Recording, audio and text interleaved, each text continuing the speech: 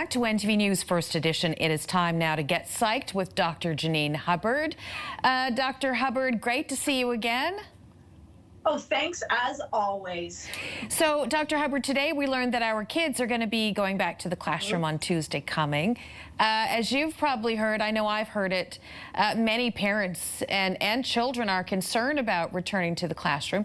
So what do you say to those parents and children about how they deal with that anxiety of actually just going back to school? Well, first of all, let's just normalize the fact that, of course, people are feeling anxious. That's a very understandable reaction to be having right now.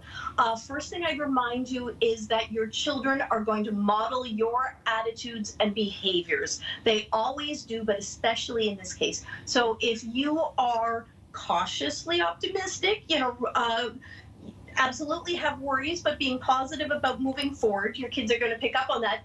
If you are highly anxious, they are very much going to pick up on that. So I would really encourage, kind of check your own emotions. If you need to have those discussions, make sure it's happening out of earshot of your kids. The next thing is, like I say, validating feelings and emotions. In age-appropriate language, say, yeah, you know what, I'm a little nervous about you going back. How are you feeling? And really validating any emotions that they're having, anything that they're feeling like that. At the same time, not to gloss over anything, but also what are you really looking forward to? What have you missed? To help them balance out some of those fears. And then the last thing is remind them of what is in their control, both you as a family and them individually. Number one tip to reducing anxiety: control the things that you're able to. And as much as you can, accept that there's going to be some other things that we have absolutely no control over, but you will feel better. Your anxiety will be decreased if you follow all the rules and have your child know that they have things that they are able to do. Now, one of the big concerns that I've been hearing about is those rapid test kits, administering the rapid test kits on your kids, whether they're teens or young kids. So how can we help ourselves and the kids with these swabs? Again, know your kid. If it's, you may have some who are just like, I don't want to know about it till it's the last minute, just do it and get it over with. There's going to be those kids. But for a lot of kids, they are going to want to know. So spend the time, read the instructions, help them understand step by step what's going to be involved. You need to know that for your own comfort. So if there's like 5 or 6 steps, walk them through, get them to help you count. Because I understand it's like 5 in one direction, 5 on the other one, so that they're able to help direct you with those steps. If it's a child who you're able to have them do hand over hand with you, so that again they're feeling like they're participating in it, and again kind of remind them. A number of them have had the much deeper swabs that definitely are uncomfortable. Again, it's not the most comfortable thing in the world, but as I kind of say to some of my little kids, remember when you used to pick your nose? It's actually not going that much further than that.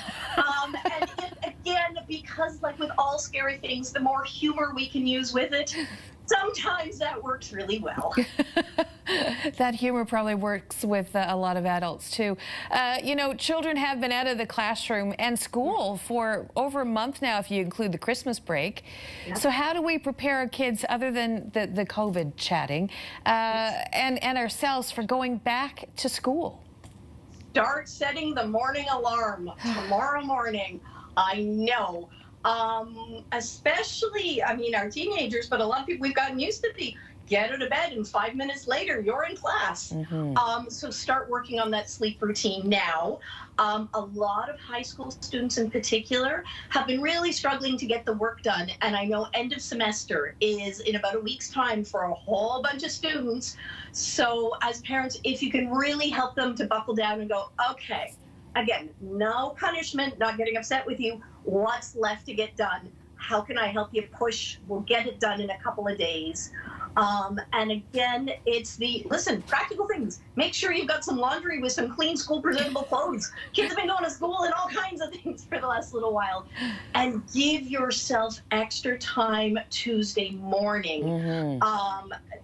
again, you're going to be introducing swabbing into life, although I'm not sure if that's happening Monday or Tuesday now, but make sure you give yourself time to get used to that morning routine for everybody, because it's going to be rough. And again, find out from kids, what are they worried about, what are they excited about, and help them prep as best you can. Dr. Janine Hubbard, I feel better. I'm hoping our viewers feel better too. Thank you so much for spending this time with us. Oh, thank you so much.